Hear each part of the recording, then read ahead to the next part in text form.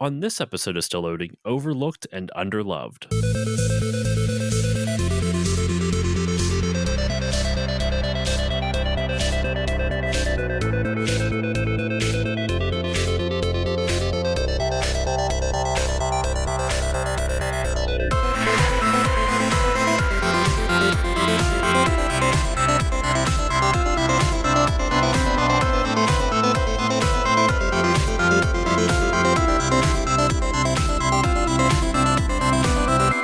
Hello, everyone, and welcome to this new episode of the Still Loading podcast. I'm your host, Josh Koval, and today on the show, I have a wonderful topic and guest for you. I'm so excited for this episode. I've been looking forward to recording this all week.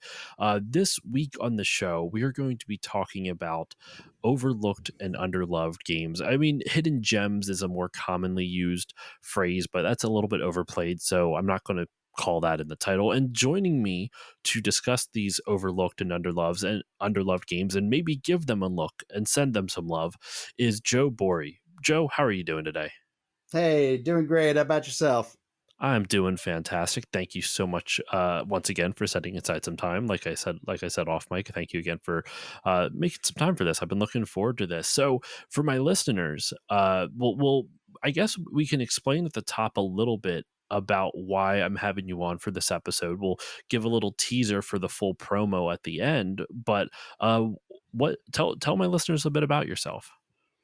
Yeah, so like I said, my name is Joe Bourrie. I go by Syncoplay or Syncoplay Retro Gaming on Twitter and various other websites. Um, so I am a retro gaming enthusiast slash video game designer, about 15 years slash recently author, writing a book on the Nintendo Famicom and all of the games that are completely English friendly, playable by an English speaking audience, but may not have actually came out in the West in the same form that they did in Japan, sometimes not at all. And so been just kind of studying and diving into all of these great 8-bit classics, and trying to teach everybody else about them too. And that kind of leads us into why we're talking about these overlooked and underloved games. Because for us over here in the States, a lot of NES games, or excuse me, the Famicom games, the ones that didn't make it over here, are overlooked. I mean, for obvious reason, but a lot of times, and we talked a bit about this in our Twitter chat, about how some people, and I include myself in this, don't even give them a look because like, oh, well, if it's Japanese, I won't be able to read that. So you don't even bother giving it a shot. And so that's why I'm kind of excited to talk about overlooked and underrated games. And then in turn, at the end of the episode for a promo. Now, there's one other tie that I actually have with you that you've actually commented on some of my Instagram stuff before, because for those who don't know, Joe, you created video game display stands through Syncoplay, and it was pretty. I mean, I don't know the behind the scenes stuff, but considering people like My Life in Gaming and a bunch of other YouTubers took notice, like I have a set of your stands. I have 4 of them, and they're wonderful. They are great video game display stands. You still sell them over on Syncoplay. I've been actually tempted to buy another 4-pack of them at some point, but right now in my game room I don't have the space for it, so I have not yet. But yeah, you make great video game display stands, so I just wanted to shout that out too, because I supported the Kickstarter for that and got my stands. Well, thank you. Yeah, that's so it all kind of ties together. I mean, I've been into video games my entire life, obviously, and I've never been one to trade away my games, and so as my game collection got larger and larger, it also got to become more and more thought of as retro. And so at some point, like I'm old enough to have defaulted into becoming a retro game collector, um, because it just started as my childhood collection. But when I started getting into the imports and started getting into all the Famicom stuff, I realized just how hard it was to display that stuff, because most of them don't have end labels. And so you set them all side by side on a shelf and you have a bunch of colored cartridges and you have no idea what's on them. And so like my game stands actually just started as a way for me to think about how can I display my Famicom collection in a way where it looks cool, but also is functional and usable. And that just kind of turned into, well, I could use the same stands for Super Nintendo and Genesis and so on down the board. People start asking me for, like, how did you get that display? I want one too. So eventually my 3D printed stands became that Kickstarter, and it kind of got me got me into retro gaming as a business instead of just as a hobby. Hmm. And so that, of course, then leads to kind of the book and everything else that I'm doing in retro games. Yeah, all just kind of ties together.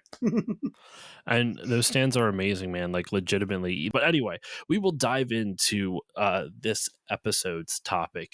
We are here to discuss overlooked and underloved games, and we each picked 5 games for this episode, one from each era, well, not all the eras, but from 5 different eras of game history. Generally the 8-bit, 16-bit, I guess 32-bit would technically be PS1 and N64, right? That would be that gen, even though 64 is 64 bit, or is it actually it, still considered 32-bit? it is considered so it's considered 64-bit. It is a 64-bit processor, but I agree that it makes more sense in the era of PlayStation/Saturn than it does comparing it to Dreamcast, PS2, Xbox, Yeah. GameCube. So yeah, that's where I'd put it as well. I guess if we want to be a little bit more specific, instead of going by bits, we can go by the console generation. So, like, an 8-bit is the third console generation. That's, NES, Master System, that kind of stuff. Then fourth generation is your Super Nintendo, Sega, Mega Drive / Genesis, Neo Geo, TurboGrafx, all that good stuff. Fifth gen is your PS1, N64, Sega Saturn. Sixth gen is your PS2s, your Dreamcast, your GameCubes, your Xbox. And then we just kind of did a blanket modern, which is technically seventh gen up to present, which technically we're in the ninth generation now, but we just kind of did a little blanket one just to encompass everything from Xbox 360 and up. So those are the 5 different generations we are going to be picking. Underrated, or yeah, sorry, underloved and overlooked games. So to kick it off, Joe, I want to start off with you since you're the guest of honor. I would love for you to start off. Well, let's start off with the 8-bit. Let's start off with the third generation. What is your 8-bit underloved game? Oh man. Well, it's funny because this is one of those topics.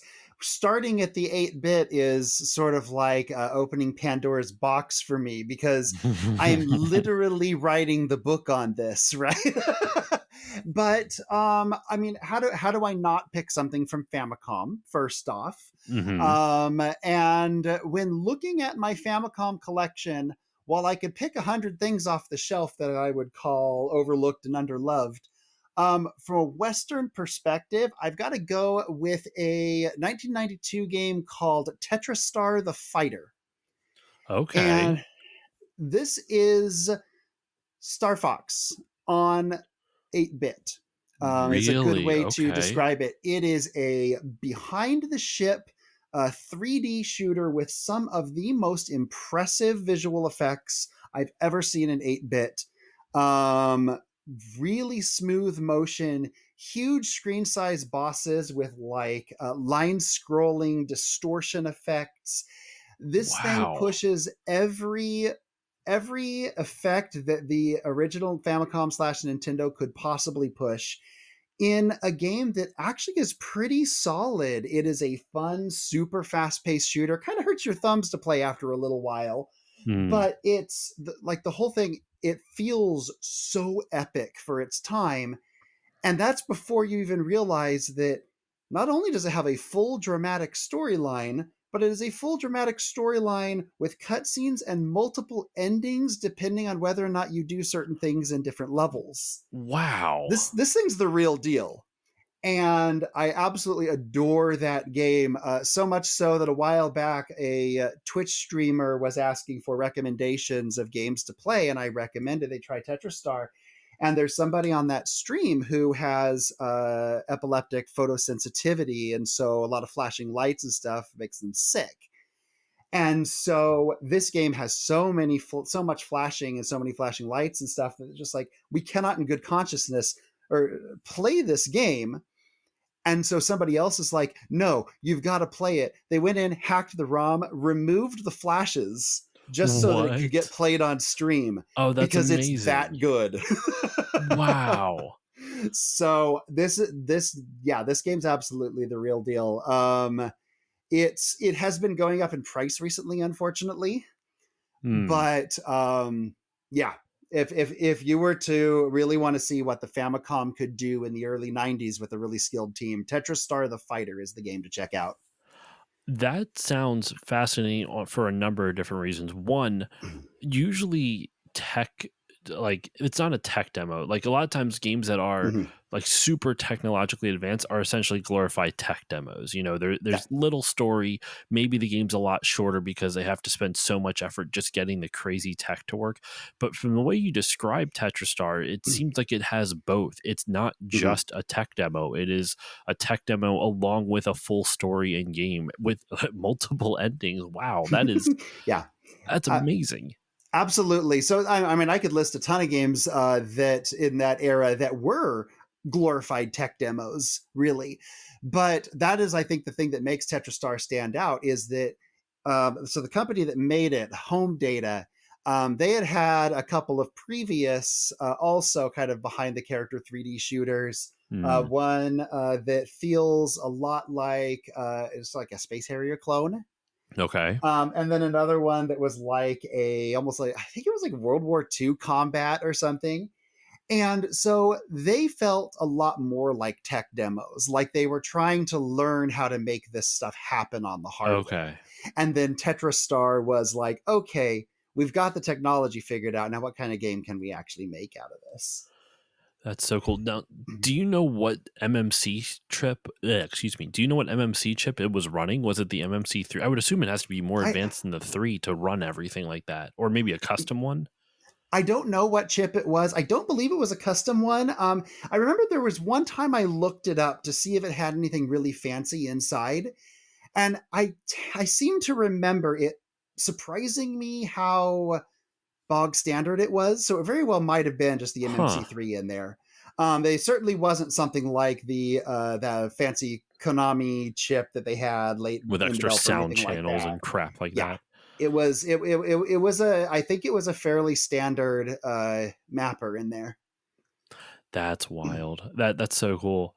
For my 8-bit game, it I don't have very pretty much any experience with the Famicom library. I own how many it's like 3 Famicom games. One is Super Mario Brothers 3, the other is Dragon Quest 3, so definitely not uh somewhat friendly to someone who can't speak Japanese or read Japanese. And then I also have Hide. Those are the only 3 Famicom games I have. So I also went with Nintendo though for my 8-bit choice. I went with Kabuki Quantum Fighter, Ooh. which I have shouted out a bunch of times on social media, but I've never really done an episode on it in earnest, mainly because I have not beaten it. It is a very hard game, at least, and I'm bad at 8-bit games. Mhm. I love them, but I'm bad at them.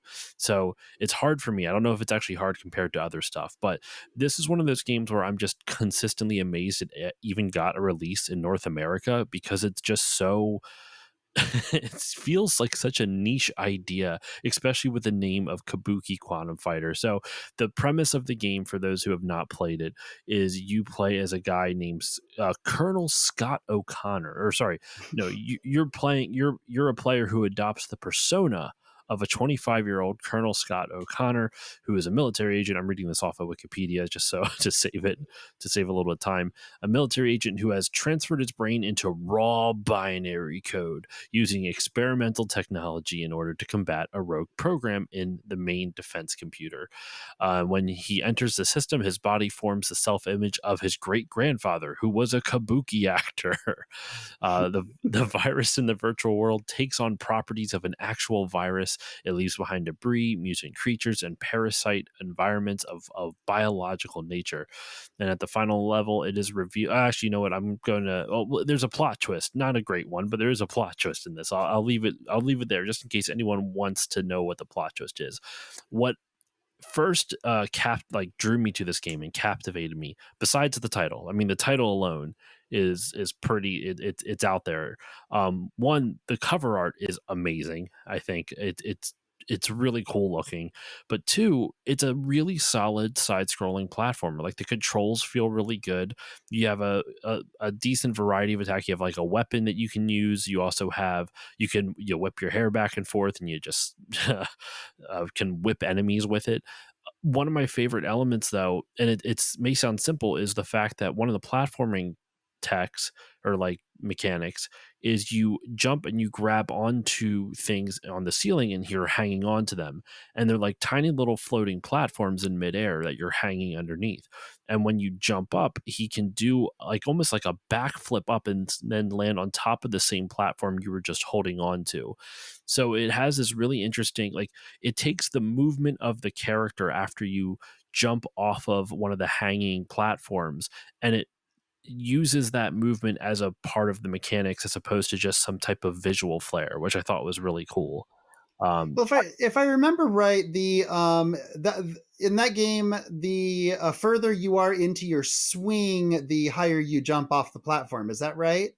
So it has yes, kind of the actual physics of your swing play into the platforming as well, which is actually really hard to pull off back on the 8-bit processors. So that was really it's a cool.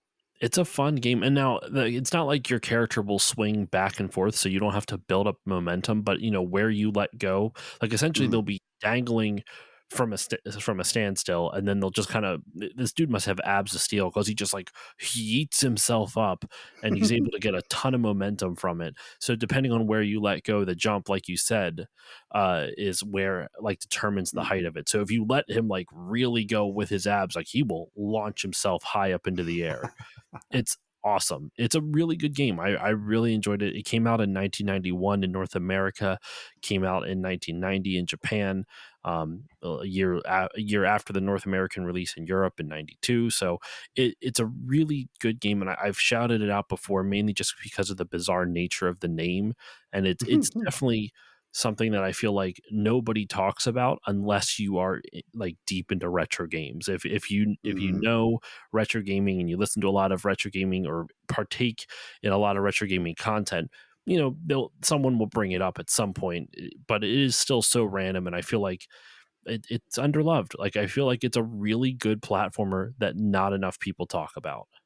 So fun note on this one. Are you familiar at all with the Japanese version? I am not. Did you know that it was a licensed movie tie-in? I'm reading that a little bit in Wikipedia, but if you want to expand on that, by all means, go for it. No, so there was I don't even know what the movie was called, but there was some kind of like a this bizarre martial arts. I feel like it was almost Zip like Bang is sci-fi or what it was something. called. Yeah, okay. And yeah, so Human Entertainment was known for, like, by that point they were known for a lot. They were a really good, really well respected developer, and so they were one of those companies that, like, even if you gave them a movie tie-in for a low budget movie, they were going to build something incredible out of it.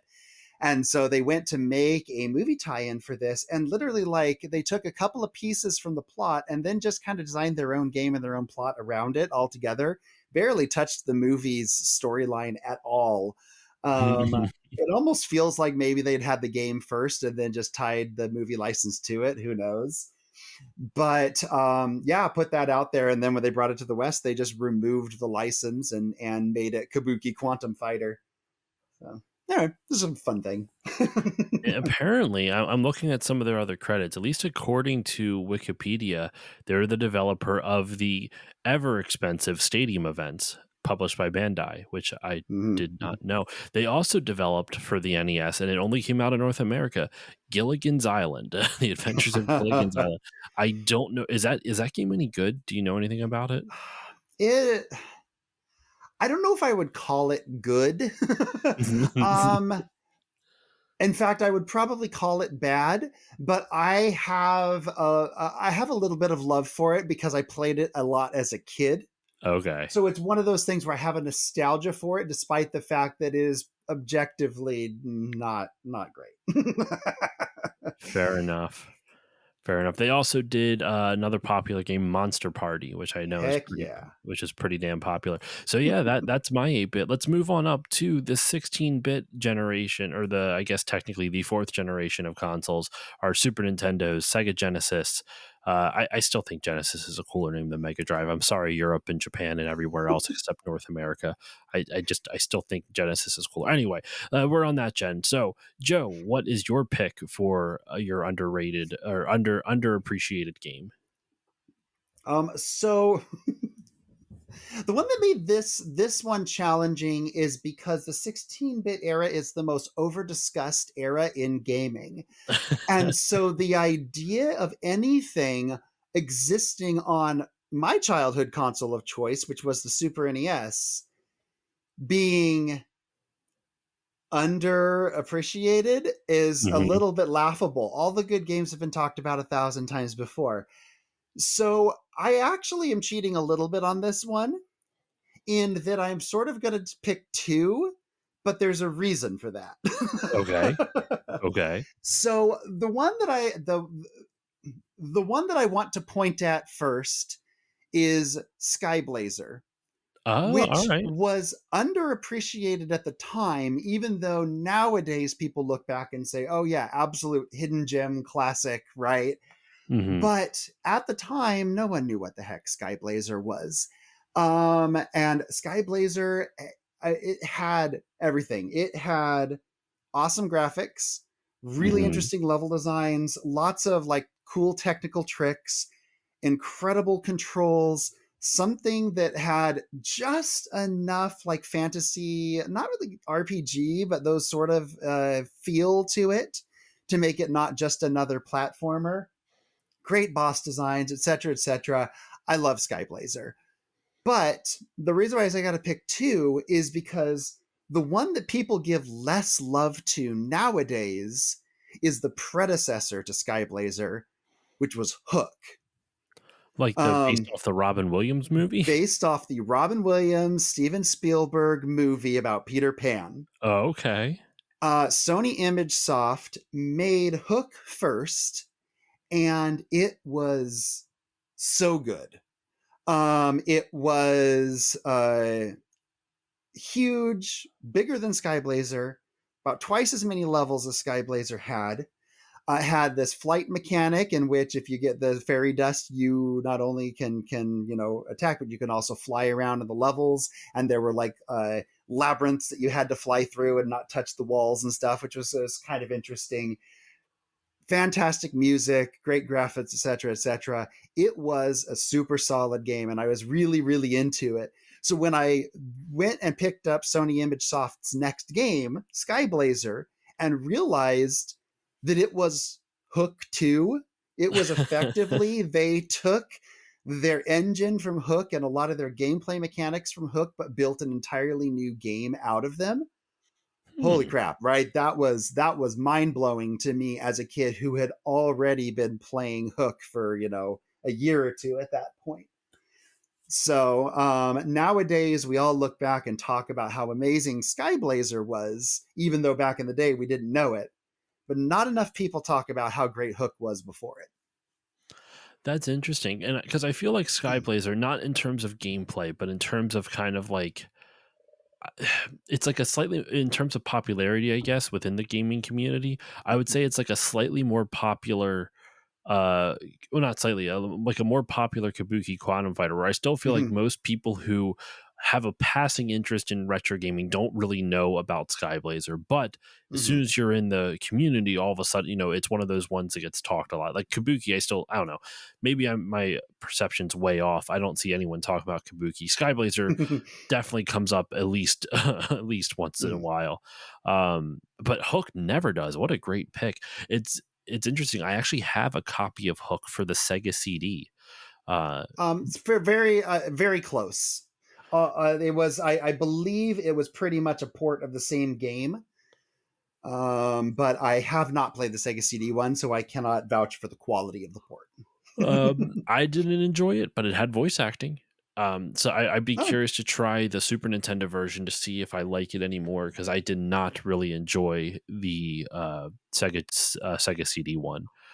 But yeah, that's neither here nor there. For my own, it's actually kind of ties into Hook a little bit in terms of it's a license game, and I also had two that I was kind of torn between talking about. The first one I'm going to just shout out because it wasn't my original, but I did a full episode on it, and I feel like it was kind of a cop out.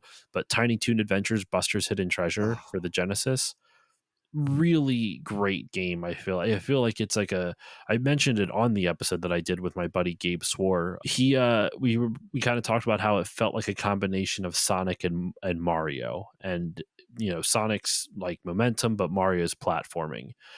Whether that works or not, it doesn't work for everyone. I thought it was fun, but that was my honorable mention for this pick. The real one I'm going with is the Mighty Morphin Power Rangers the movie for the Sega Genesis. Uh, I don't know if the Super Nintendo version of it. I know there's a Super Nintendo game, just Mighty Morphin Power Rangers, but I don't know if Mighty Morphin Power Rangers the movie for the Super Nintendo is any different than the Genesis one. I only played the Genesis one growing up, and I think it's a beat 'em up that not enough people talk about. I'm not an expert on beat 'em ups. I can't tell you like if it did anything new or exciting. What I can tell you is that the controls are very tight. I even replayed it like last year. It's a little easy. Actually, it's very easy to beat. But the controls are super tight. You can play as a bunch of different Rangers. Of course, it's multiplayer because it is a beat 'em up.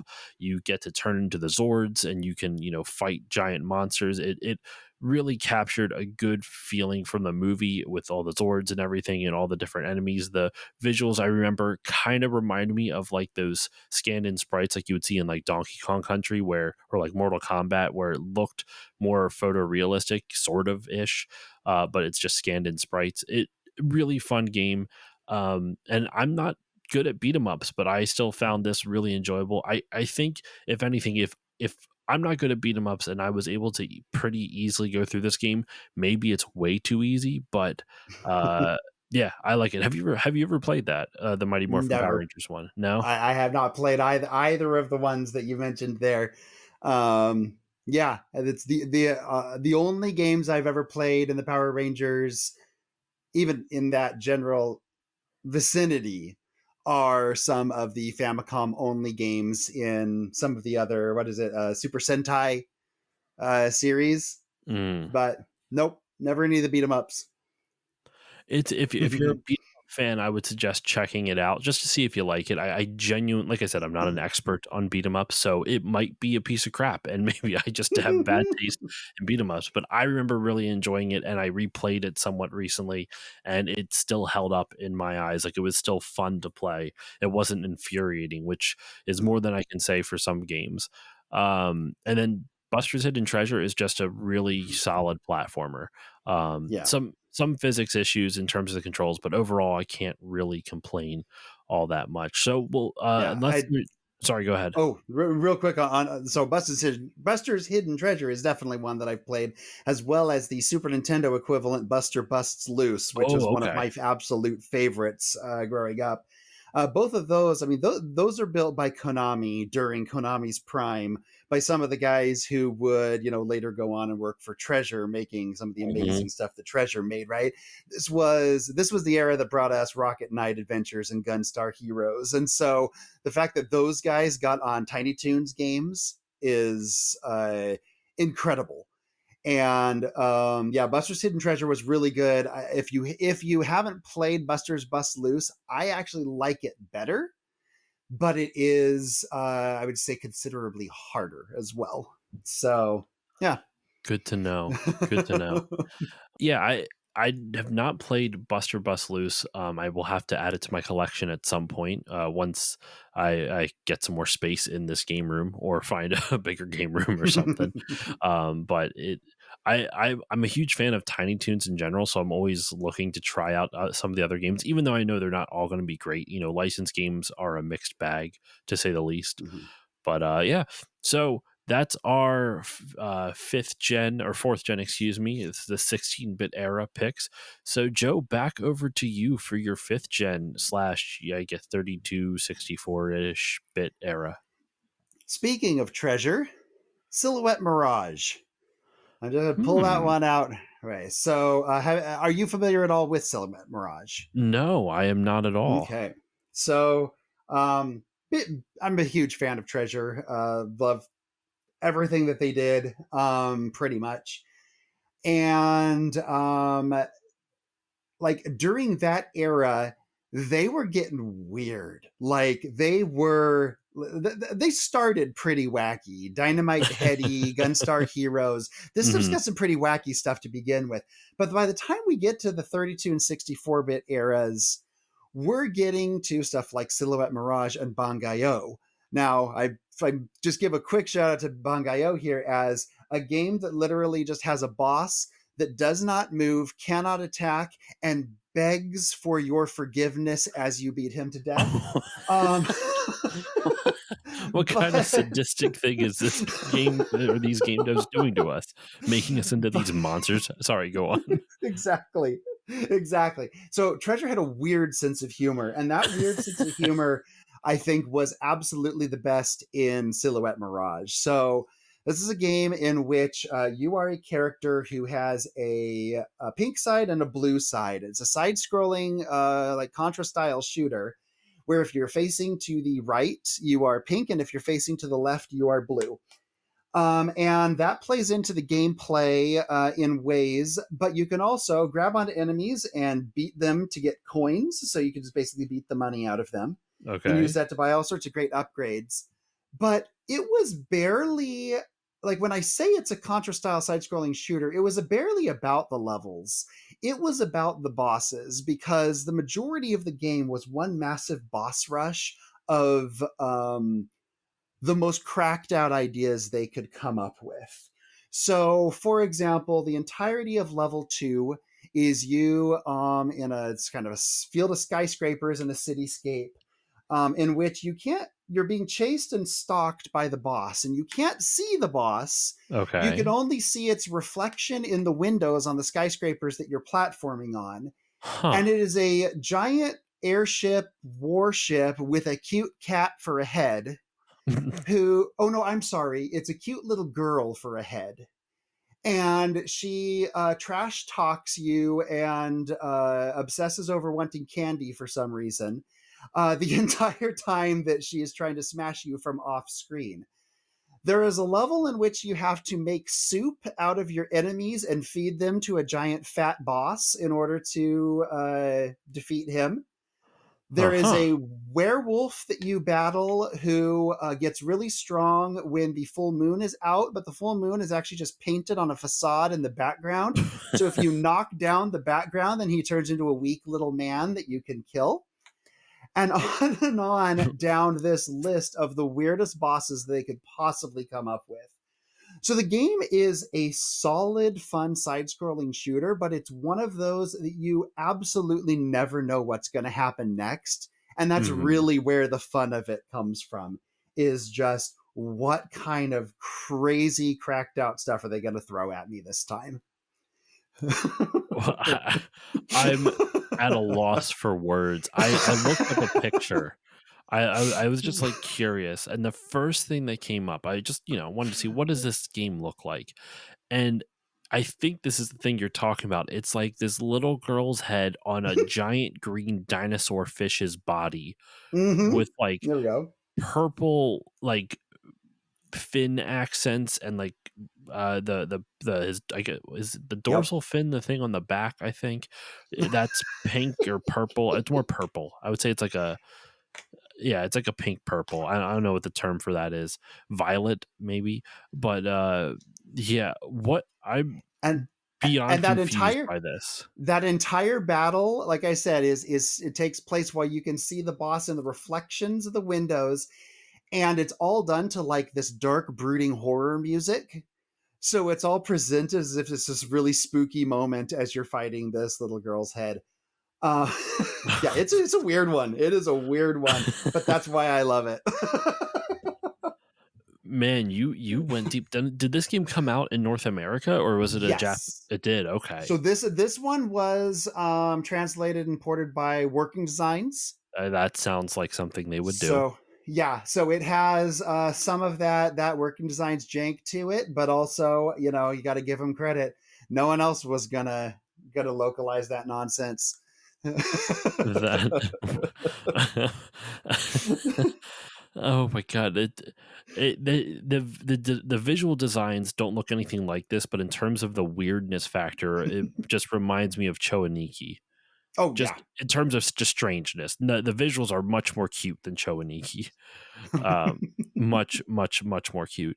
That's wild. Treasure is like it's one of those game companies that I feel like uh simultaneously doesn't get enough love, but also is talked about a lot.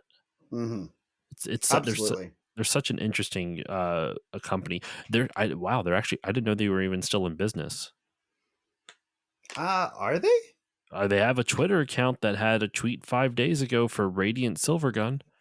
Oh, you know what?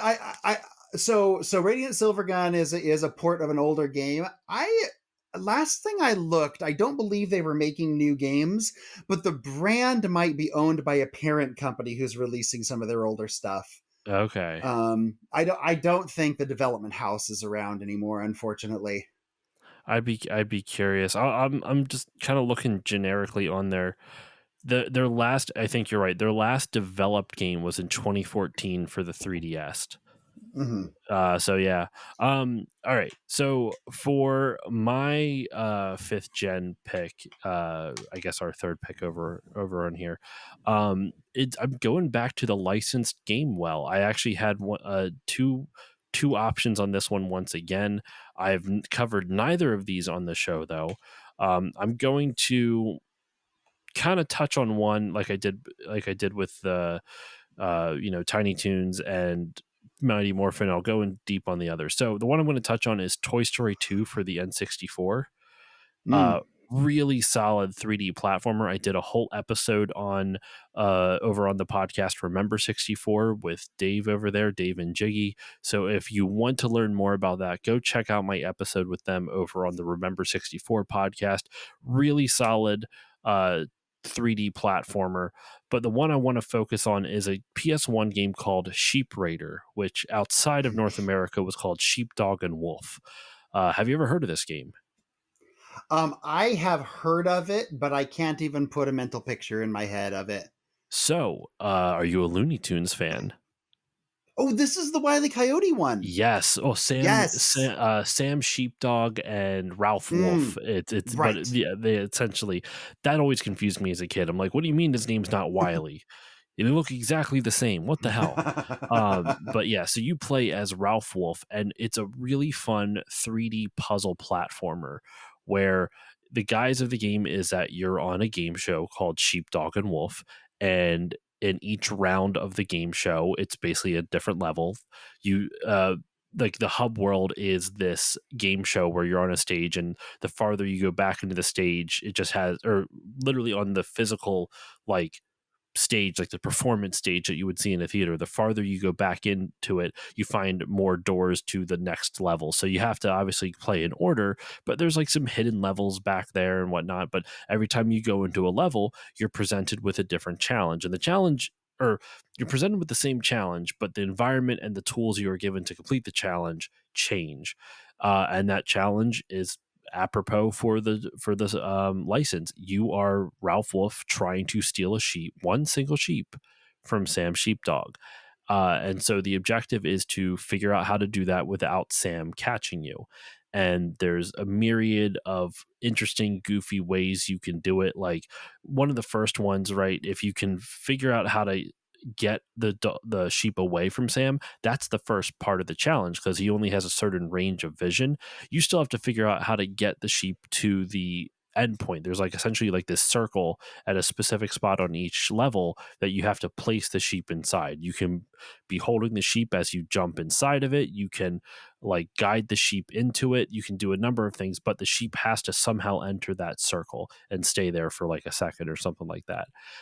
So the very first one, there is a raft, and the way you can propel the sheep like across the river is that you put the sheep on the raft with you, and then you get a little tiny hand fan, and you push it, you blow it out the back of the, you aim it like a motor away from the direction you want to go, so it propels you towards that direction.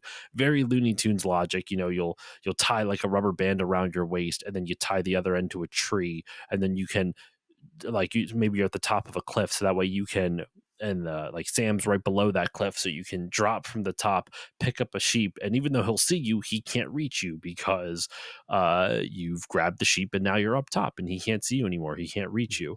Maybe sometimes he can, so you have to plan and be stealthy. It's really funny because sometimes you'll grab the sheep, but you'll miss the platform. So you're just bouncing up and down like 40-foot drops up to like way above the cliff. And then you're going to drop again because you miss the cliff side again. So you keep falling, but you're still strapped via the rubber band to the tree. You can also use those rubber bands to tie between two tree trunks, so you can turn it into a little bit of a slingshot. There are so many different options. There are so many different ways to figure out the puzzles. I actually beat it on Twitch, like on my Twitch stream, somewhat recently. It is like earlier this year, I would say. It is a really fun game, a really fun puzzle platformer. The biggest fault I have with it, without going into too much detail, because I do plan on doing a full episode on it, are the bosses, but I'll save that conversation for later. The bosses, like the whole game is puzzle platformer, and the bosses are like combat platformer, which is not uh, any of the mechanics that they teach you throughout the entirety of the game. So it's not a really good boss fight. It's not testing any of the skills that you've learned throughout the game, but it's still a really fun puzzle platformer, and I highly, highly recommend trying it out.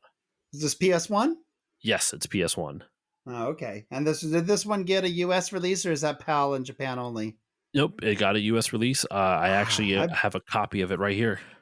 I think the only time I've ever seen this game was like people posting on Twitter. In fact, it might have been you posting it on Twitter. So I'm really surprised about that, because yeah, if that got a US release, that really must be one that's not talked about much. It's a really solid game, Huh. and it's fun.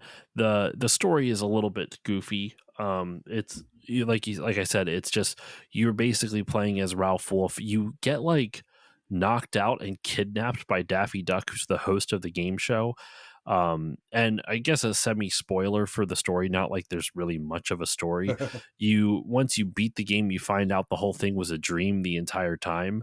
And I'm like, oh, well, that's an unnecessary thing to do. Like, Looney Tunes is already so ridiculous and over the top. You didn't need to make it not be real. It's already fantastical. Like, you don't need a reason. You don't need to explain it away. Yep, yep. It But was yeah. sheep raiding in the land of Subcon. How, I'm just picturing, like, in Oh man. freaking Inception or whatever. How deep does this go? And there's always another sheep. There's always another sheep raider. It cuts right before you never know if the sheep stops spinning. Anyway. Keep shearing the wool. The sheep that never ends. The shear that never ends. But yeah, that's my pick for the fifth Cool. gen. Just a really super fun game that I really feel does not get talked about enough, and is like one of the PS1 had such a sheer amount of crazy, amazing games, and because of that, I feel like there's a lot of untapped potential in that system. Even now, like you were saying, like the Super Nintendo gets covered a lot more often than the PS1. I feel like, and the PS1's got a bunch of amazing games. Anyway, I don't have anything more to say about that. So unless you do, Joe, we can move on to the next generation. Are you all set? Let's do it. All right. So we are moving on to the sixth generation: Sega Dreamcast, Sony PS2, Nintendo GameCube, Microsoft Xbox. So, Joe, what is your pick for the sixth gen? All right. So I'm cheating right now. And the reason I'm cheating is because literally, as we were just talking, I'm like, oh, I should say something about this other game. And so I'm going to, but I'm still going to stick with my original pick. Sounds good. So my runner up that I'm cheating with is actually a PlayStation portable game. that was released in the West as WTF, or Work Time Fun. Okay. Are you familiar with this at all? No, not in the slightest. Yep. So I'm not going to get too far into this because I only want to cheat a little bit. But the so WTF is effectively a microgames collection, much like a WarioWare or something. But literally, they are All right. like it is, the game is presented as if like it is your job and you need to earn this money. And in order to earn this money, you must do these things. And it is like um, sorting products at a factory, or fixing holes in socks, or like the work related things, silly things you can do, but they're all turned Okay. into micro games that you just churn for money. And then you use the money to buy special stuff in the interface. And these special stuff range from, like, bonus games that you can play, to my single favorite thing that you can unlock with that money, which are the ramen timers. You spend the Okay. money to unlock, Okay. to be able to use your PSP as a ramen timer. And it is you could choose 3, 4, or 5 minutes. All right. And when you set up the timer, it starts a video, and you can choose male or female. And then it has, if you, so the male is the best one by far. It is this bodybuilder on the beach in like skimpy Speedos, who is flexing and saying, muscle, muscle, so strong, such muscle, while the timer is going down. And then every once in a while, he's like, only 2 minutes left until delicious ramen. Muscle, muscle, flex, flex. And that's your ramen timer. So anyway, that's my props shout out to a company having the guts to release WTF on the PlayStation Portable in the West. It's a bad game, but it's amazing. It sounds like one of those ones where it's like it's such a curiosity, you absolutely have to play it. Just it's the equivalent of liking a movie ironically, it sounds like. Exactly. Exactly. And it's so messed up, it's so off the rails that it's wonderful. Okay, so now for my real answer to that question. um PlayStation 2, Xbox, and GameCube all got aggressive inline. Mhm. Have you played aggressive inline? Are you familiar with it? I remember learning about it, but I don't think I've ever played it. So that is pretty much everybody's take on aggressive inline. Is, hey, I heard about that one time, and we heard about it because Acclaim really, really, really, really tried to market that. But the problem is that this was a post Tony Hawk clone, and I say Mhm. that with finger quotes that you cannot see, because there's some history between Neversoft and Z-Axis, the developer of Aggressive Inline. So, back on the original PlayStation, in the same month, uh, Z-Axis releases Thrasher Skate and Destroy, a skateboarding simulation that is incredibly well done, really, really difficult. It's about being a good skateboarder, kind of like what EA did with the Skate series later. It's about Mhm. actually mastering the technique, Okay. with a soundtrack that is all the history of hip hop. So as you play the game, you're actually learning like the history of the music through the game's soundtrack. Wow. It is incredible. Thrasher Skate and Destroy was so good. And the same month, Neversoft releases Tony Hawk's Pro Skater. And Tony Hawk was a cultural milestone, right? It was a massive success, which completely drowned out Thrasher Skate and Destroy, made it so that, like, well, why would I play this hardcore, super difficult skating sim when I can play this super easy to pick up and play arcade style Tony Hawk instead? So Tony Hawk Pro Skater gets a couple of sequels, becomes a huge deal. Z-Axis moves on to doing the Dave Mirra BMX series, I remember and those, I then played yeah, those. and then they decide to double down on, okay, we're going to make a game that is Tony Hawk but better, and they do it with inline skating. And so they do aggressive inline. And aggressive inline is 8 massive semi-open skate parks. They took away the time limit, which, remember, this was after Tony Hawk 3, before Tony Hawk 4. We'll get to that. Yeah. And so the idea of, Tony Hawk was still on a 2-minute time limit per run and all of that. And here they're like, okay, we're going to take away the time limit.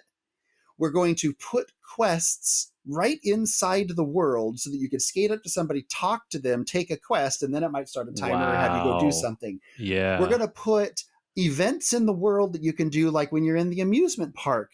If you grind the 2 wing nuts on the Ferris wheel, you knock the wing nuts off, the Ferris wheel comes loose, rolls down the boardwalk, smashes through a wall, and opens up an entirely new area of the amusement park that now you can go in, skate, and take new quests. Hmm. So you've got these kind of open world interactions that you can do, making the levels bigger and bigger and bigger. And for the time, these levels were massive. There was so much to do, dozens of quests in them, tons of custom content. Anyway, Aggressive Inline was absolutely fantastic. So fantastic that Tony Hawk Pro Skater 4 straight up copied from Aggressive Inline. So Aggressive Inline copies the Tony Hawk mechanics. Tony Hawk copies back for Tony Hawk Pro Skater 4 and takes the exact same game flow, the exact same style, and makes a Tony Hawk out of them. I still think Aggressive Inline is a better game than Tony Hawk's Pro Skater 4.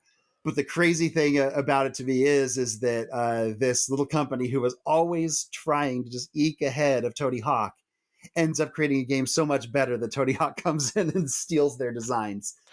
Um, It's just all about being almost at like the wrong place at the wrong time. They were ahead yep. of their time in a lot of different aspects, it seems like. And sometimes being the first in the door is not always the best.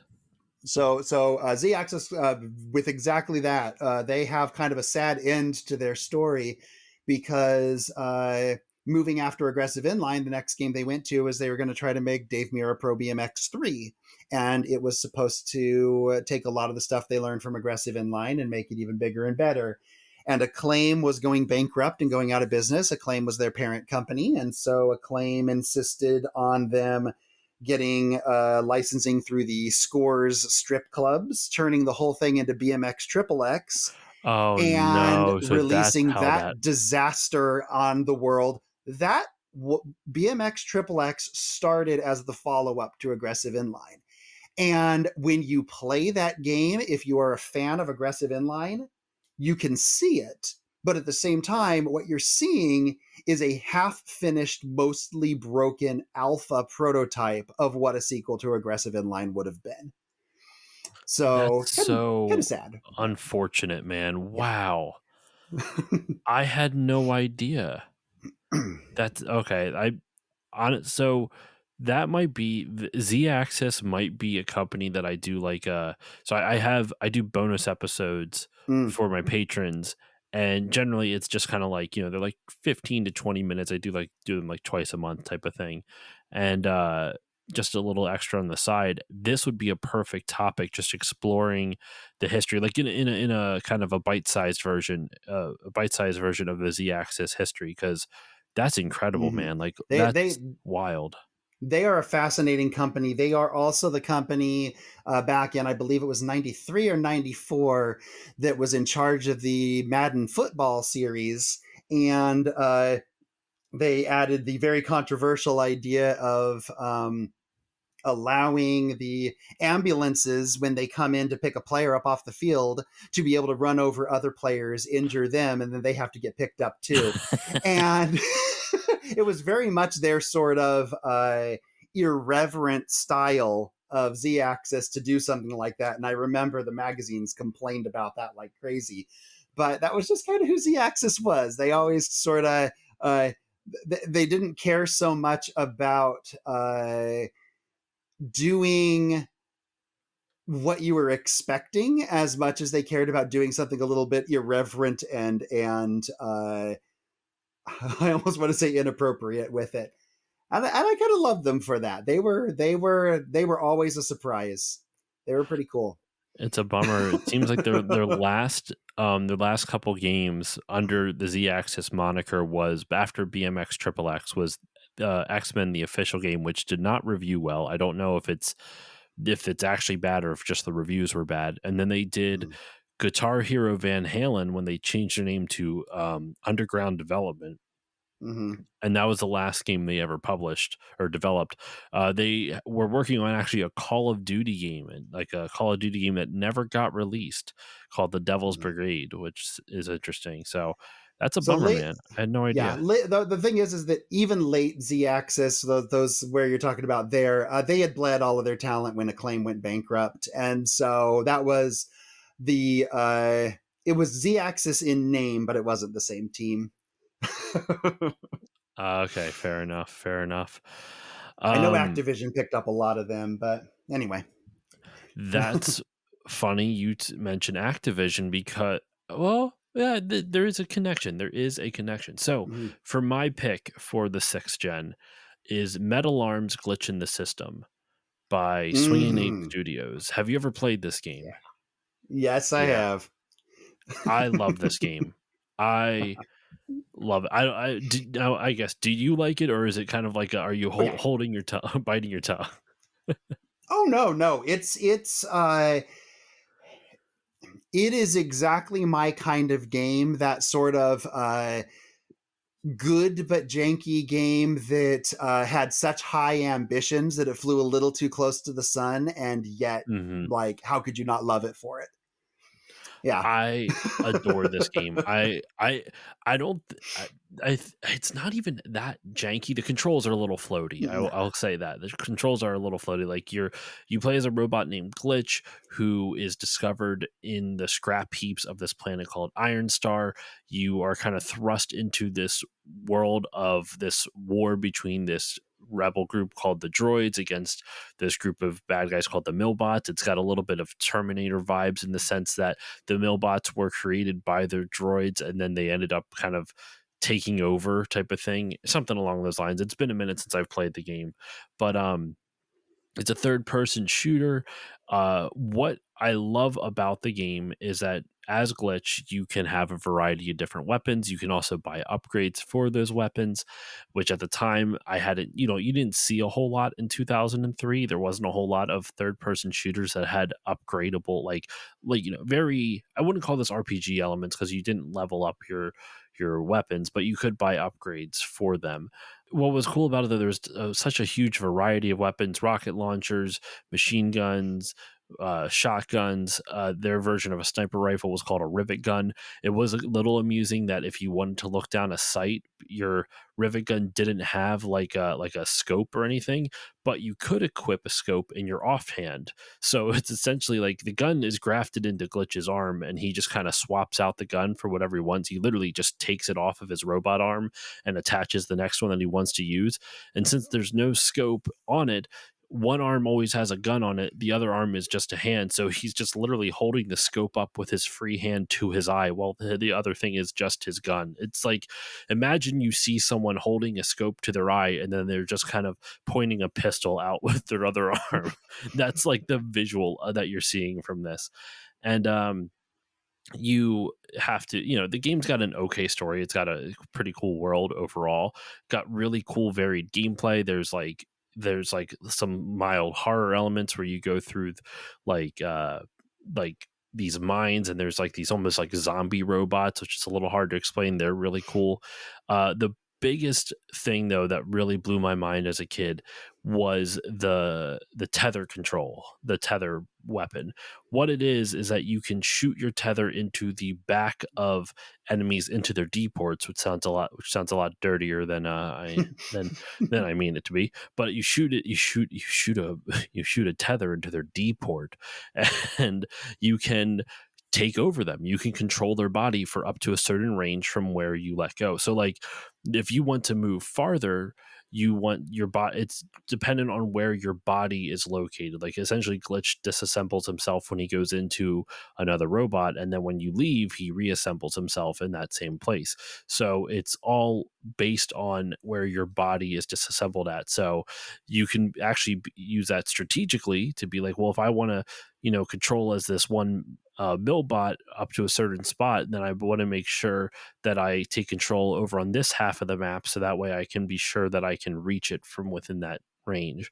It was really cool. I really enjoyed this game, and Swingin' Ape Studios was bought up by Blizzard, which is now Activision Blizzard, and ceased to exist. They don't. I don't know if it was their first game or their only game. I'm not entirely certain, but it's a bummer because I really feel like it's a game that no one talks about in this era, and it's got a good sense of humor. It's got pretty good shooter Mhm. mechanics, though the controls are a little bit floaty. Lots of variety. What enemy variety is fun, and it just I can't say enough nice things about this. I did do an episode a while ago on it, and I kind of want to redo it at some point, just because that was back in the early days of the podcast when I was still figuring out how the hell to podcast. So I kind of want to give a more modern redo on it. But yeah, I love this game. But you said Mm. you've played it before. What are your thoughts on it? It's been a long time, but you're making me want to go back and play it again because I remember. Let me tell you how I remember it. I remember actually thinking that it was really fun. So that's bonus plus right there. Good game. Hmm. I do remember feeling like it was one of those games in which it had so many different types of like forms you could take and weapons you could use and everything that nothing really felt like they had put the love into making each individual thing to make it feel really good. It felt like it was lots of stuff, but not lots of polish, if we could say it that way. Hmm. But again, like I said, I actually love games that as I said, fly too close to the sun and do that's um, try lots of new things as opposed to trying to do a few things but do them incredibly well. That Yeah. said, my memory of it, it's like I said, it's been a long time. So if you tell me it's not really that janky, I'm kind of interested in trying it again and seeing what a more kind of knowledgeable adult Joe thinks of it as opposed to early 20s just getting into game design Joe thought of it.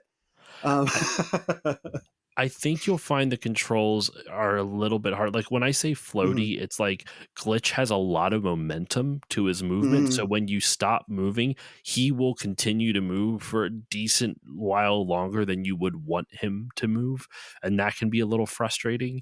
But mhm, but other than that, I never really had too many issues. And because the game doesn't require you to do a lot of precise platforming. And if it does, it doesn't take up too much of it. Like you have enough control where it's not awful, but it's also not good. I wouldn't say it's good. I would say it mhm. definitely is a detractor, but it's never enough of a detractor that I'm just like, oh fuck this game. I don't want to do this.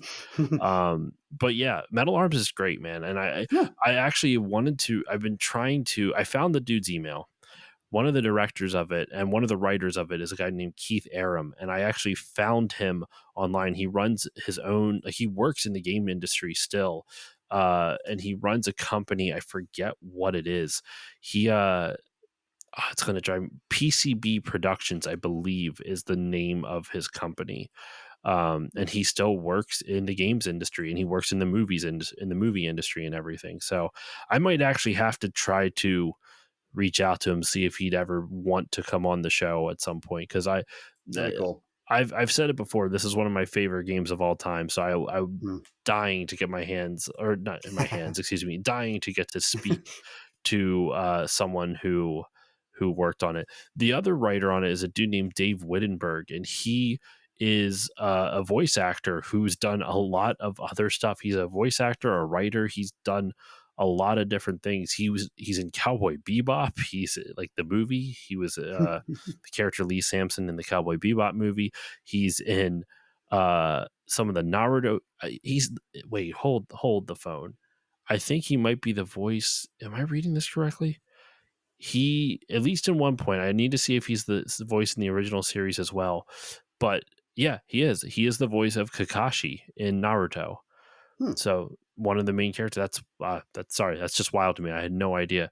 Um, and he's done movies and stuff like that. So yeah, this dude Hmm. has been around the block, and he is a voice actor and scriptwriter. So it's kind of interesting that he worked on this. He was one of the lead writers on this, and most likely, in all honesty, one of the voice actors for it as well.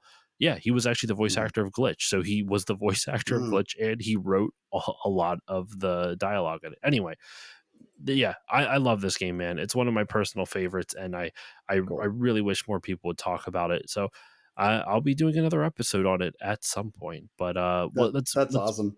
let's move on over. We are getting to our final game for this episode. Modern, pretty much, the modern era, which is a pretty wide span. We're covering the 360 to modern, so that's three different console generations, or 360 to present, excuse me. So, Joe, let's wrap it up. What is your final pick for this modern era? So it's something that if you follow me on Twitter, I never shut up about. Um, so it is actually I mean, I'll pick a single game if I have to, but it's actually a series. It's the Tetsudo Nippon series. One of them was released in the US and it was released under the name Japanese Rail Sim. Oh, I've Um, heard of this. I've never played it. I've heard of this though. yep. So these are train simulators. And when I was, I guess, early 20s, late teens, something like that, I worked at a Staples office store. And we had a gaming section. And at that era, it was like a whole bunch of like the old, like backyard baseball type of stuff in there Yeah. and Total War and whatever. And one of the games that we had on the shelf was Microsoft Train Simulator. And I used to Okay. point and laugh at that, thinking that is so silly. It's on a rail. There's nothing to simulate. This is just a thing moving forward on a rail. And for some reason, as a smug 20 something, I thought that was the funniest thing. And like a few years ago, I see a YouTube video in which somebody picked up a Japanese rail sim Journey to Kyoto, and it was a train simulator that is actually made from a HD video taken from the front of an actual train line in Kyoto, Japan. And it goes, so they recorded video footage of it going in both directions, day Hmm. and night, spring and fall. And so then they took that video and they play back that video as the gameplay footage. So they adjust the speed of video playback based on how fast the train is going, and Wow. then they give you the controls to, accelerate, decelerate, put on the brakes, honk your horn if there's somebody kind of near the tracks to let them know that you're coming. It's got like behind the scenes, it's running a actual topographical calculations of like the Okay. angle if you're going uphill, downhill, so on, so it can affect the physics and the speed of the train. It's got the like you got to pay attention to signage to know what the speed limit is because you're not allowed to go above certain speed limits in certain areas. And the best part about like these commuter train simulations is that when it really comes down to it, it's a stopping simulator. Your job is to get to the station on the exact second and stop at the exact centimeter to get a perfect stop. Okay. And so it is incredibly technical, precise. And so it'll be like, okay, this next section is going to take me about 3.5 minutes. And I have to, at this timestamp, have to be stopped at this exact spot in that time. And then it grades you based on how close you were. And so trying to get that elusive 0 centimeters on the Hmm. second stop is S ranking. Really hard to do. I've been able to do it a few times. It feels so good. So these are fully compatible with the Switch Densha Go train controller. So it is actually a custom controller, hooks to your Switch, allows you to play with something that feels like you're actually running a train operating board. These are Oh. seriously the nerdiest things. It is incredible how nerdy these are. And like, I love it. It's so good. It's so addictive. And now I can't point and laugh at train simulators anymore because I've decided that it is not only a worthy genre, but a downright brilliant genre. So we need to see more of them in the West, and more people need to play them. I feel like that, like, getting into not maybe sim type of games in general is the telltale sign of like maturing. I'm not going to say getting older. I refuse to say getting older. We're maturing like a fine wine. Um, but like, but it's true. Like, because when anyone in their 20s, I don't give a shit who, anyone in their 20s is a lot more critical and judgmental for better or worse. I personally feel a lot of times worse, and I include myself in that. Where you lack a lot of nuance, so it's like you write something off just because you write something off, and I feel like I would have done the exact same thing if I would have seen that too. Same with like Microsoft Flight Sim, which like egg on my face. That game I've never played it, but like that thing it's been around Incredible. forever. It's still popular. People still buy copies of it. It's incredibly like important, but it's just I still have yet to try it. But still, like it's clearly like why bother making fun of something if it's clearly success? And this Japanese rail sim is definitely that. I'm very curious to try it out. Oh, there's five of them now on the Switch, and they are all really good. But you have to get them near launch because when Mhm. they run out, and they get very expensive. And so now at this point, I think Play Asia does have two of them at regular retail price, and the other Mhm. three are $120 and up to try to get a copy of them now. So And they're I'll see if I can switch over my account to like a Japanese account, and then I can just buy I don't get digital. buy a Mhm. digital. Like I'm definitely more of a physical collector, but like at some point I'm like I'm not going to spend $100 on this. I'm Yep. sorry. Like I have a family to take care Yeah. of. Um If you're just looking for what I would consider to be the best one, to try it out, Journey to Kyoto actually got an English release, and I would call it kind of like the prettiest line. But there's a okay. one. Oh, I can't remember now off the top of my head which one it is. One of the most recent ones. The cover has like pink cherry blossom trees on it, which I would say is another one of the kind of the best lines in it. But anyway, Good to know. good series. I've actually only reason I've heard of it is my buddy Mono over at Tokyo Game Life has brought it up on his podcast before. Um, and for those who have not listened to Tokyo Game Life, go check it out. I've had Mono on the show twice now, once to interview him, another time to talk Pokemon. Mono has had me on over there a bunch of times, so go check out his podcast. It's a great podcast all about what is it as he describes it, a slice of gaming life in Tokyo. So Mm. definitely go check that out. Anyway, so for my final pick for the modern era, I picked. Uh, I want to say it's their first game. I'm going to double check real quick. It is their first game, at least that I can see. The Unfinished Swan by Giant Sparrow. Oh. I Mm-hmm. love The Unfinished Swan. I feel like it's a game that doesn't get talked about because their second game, What Remains of Edith Finch, is a lot more popular. Mm. Um, and this came out around the same time. I'm going to double check on the release date, but I'm fairly certain it came out the same year as Journey did on the PS3 as a Very digital similar era, release. yeah. Yeah. Yeah, So if not the same year, it's really close. Journey came out on March 13th in 2012, and Unfinished Swan came out in October of 2012. Mm. So they didn't overlap in terms of release dates, but it is still something where Journey was such like I remember that summer, like that year where like indie games on the PS3 specific like kind of Journey and the other stuff from that game company, as well as when the Unfinished Swan came out. I remember seeing it, and it was kind of I remember it was advertised as kind of like, look, here's another interesting indie game coming out on the PS3, and I loved it. I love the Unfinished Swan. It's kind like the mechanics of the game are that of a first person shooter, but it's not a first person shooter game.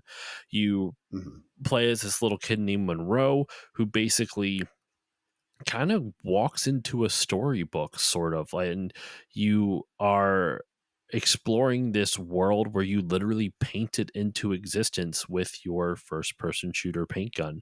Like you basically throw globs of paint in the first like level, it's only black, so everything is just either black or white, and when you shoot paint out, it will splatter along the floor, the ground and the walls, and you'll be able to literally see the world take shape around you as you're just shooting paint everywhere.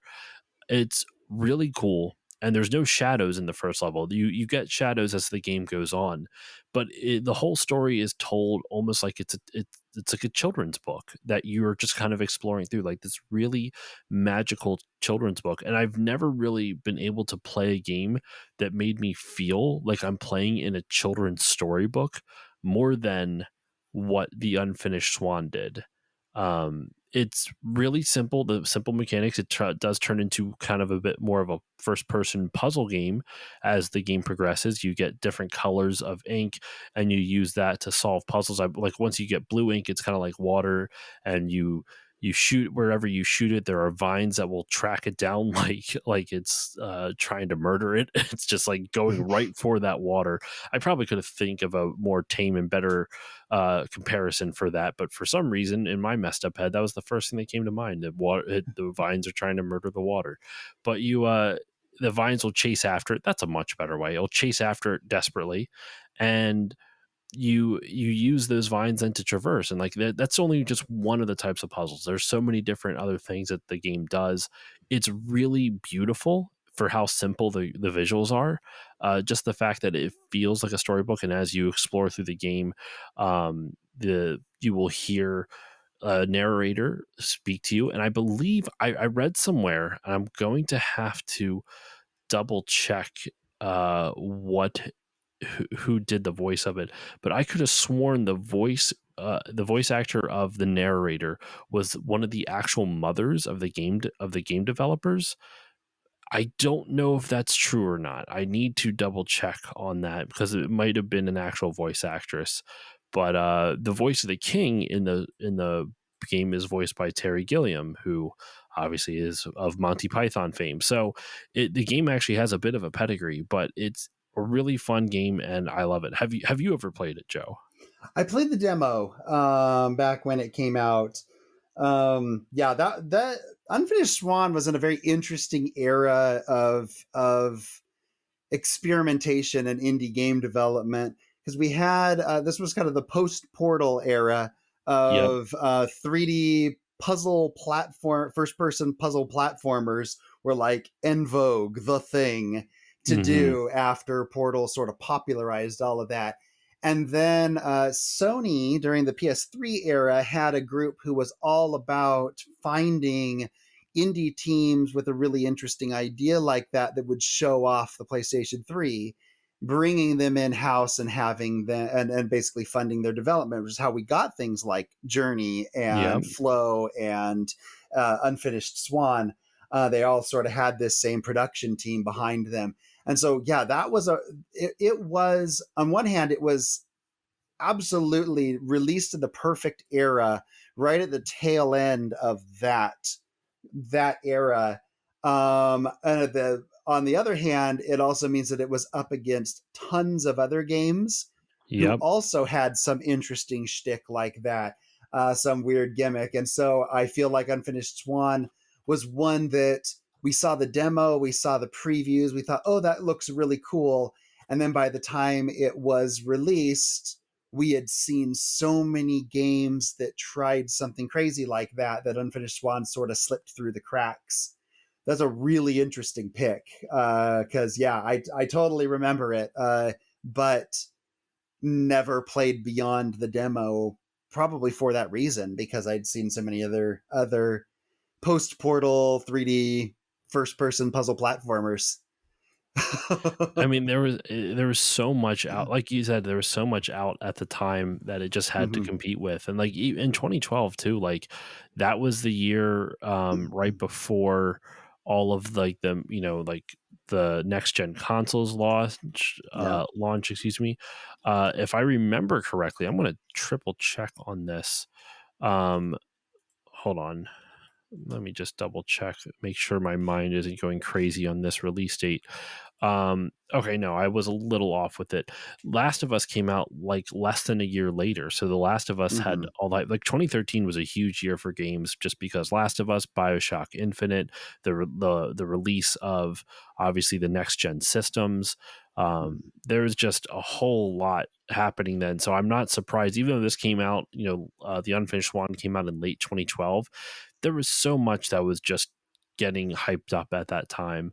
And it's a bummer that not a lot of people have played it. It did get a release on the Vita and PS4, and it also came out for Windows and iOS actually as recently as 2020. So there are ways to play it Huh. currently if you want to check it out. But I actually still have like on downloaded on my PS3, even though my PS3 for some reason I've had an issue where the Bluetooth just keeps dying on it, and Oh, I've gone through two PS3s now that the Bluetooth adapter just dies, so I can't connect to Wi-Fi, and I have to have all my controllers hardwired in.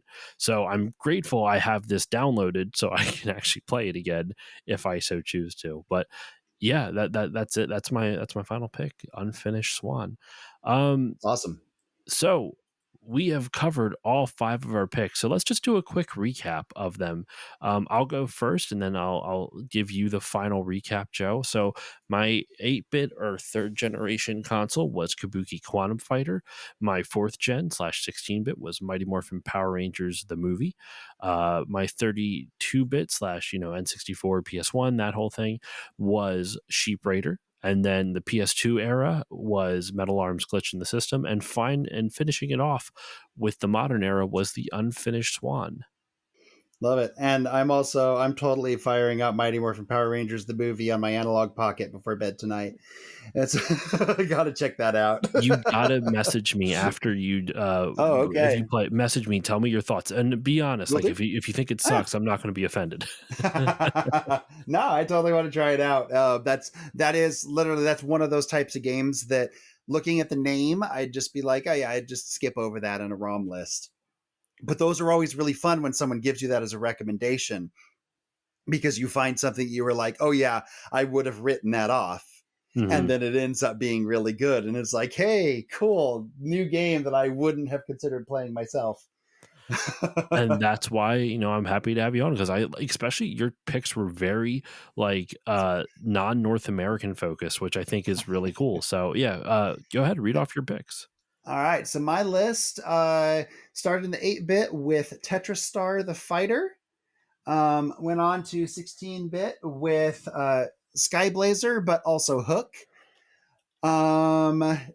32-bit did Silhouette Mirage, treasure shooter. The 64-bit generation went with Aggressive Inline, Tony Hawk style inline skating game. And then finally, for modern games, the entire Tetsudo Nippon series, or the Japanese Rail Sim series, which are train simulators that use real world video as their graphics style. That's so cool. I love that. All right.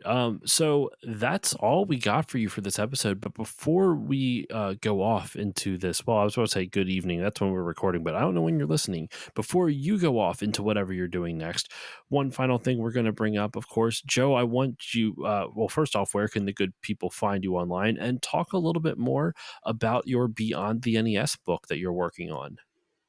Right. Yeah. So you can find me online. My most common platform is Twitter at Syncoplay. Unfortunately, for some reason, the Muskrat has me shadow banned right now for being. I think there was a fake account with my name out there. So it might be kind of hard to find at Syncoplay just through a search, but that's where I'm at. Similarly, you can find me at Syncoplay on Facebook or at Syncoplay Games on Instagram and Threads. Um, let's see. Also, Syncoplay on Blue Sky. I'm all over the place. Uh, so, yeah. as far as kind of my Beyond the NES project, you can find it at www.beyondthenes.com. And right now, if you go onto that site and sign up, you can get a 32-page sample book that sort of shows you what the full book is going to be like.